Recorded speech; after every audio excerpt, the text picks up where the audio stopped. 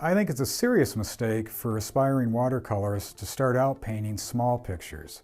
I believe a person should start out large, and what I mean by large is not wall-sized, but at least a full sheet or 30 by 40. A few of the best reasons are these. First of all, people learn how to handle paint when there's a lot of paint to be handled.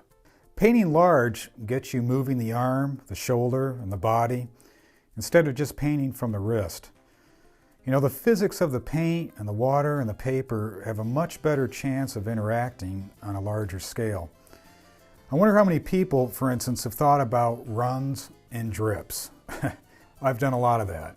Most paint runs are about the same size, which tells you something about what the paint wants to do on its own.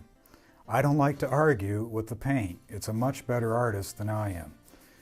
Taken further, if one incorporates watercolor anomalies such as runs and drips in their work, consider that size becomes even more important. That run could represent a fine detail on a 40 by 60 piece, and it could spell disaster on an 1/8 or a 1/4 sheet, which is related to another consideration. Small mistakes can ruin small paintings. You gotta make big mistakes to ruin big paintings.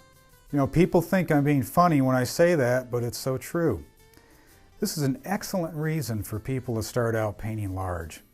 I've also noticed that people who start out small are intimidated by larger work and often never attempt it.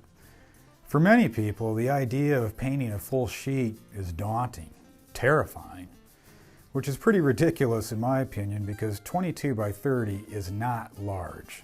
Of course, there are a lot of problems painting large in watercolor.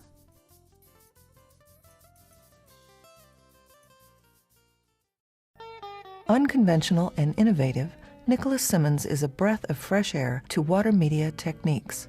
Join the 2007 National Watercolor Society top prize winner as he works large scale and reveals how challenges unique to Watermedia can be turned to an artist's advantage with stunning results. He incorporates blooming, crawlbacks, bleeding, and puddling, and demonstrates methods for integrating massed areas with wet-into-wet painting. Nick mixes watercolor with fluid acrylics, encourages the paper to buckle, and boldly wields a spray bottle to achieve textural effects. Anticipating his own tendencies, he works safeguards into his process and offers compelling commentary along the way. This approach is perfect for artists striving to achieve a looser look while maintaining control of the final painting. Whether you work in watercolor or acrylics, you'll find a new take on your favorite medium in innovative Watermedia with Nicholas Simmons.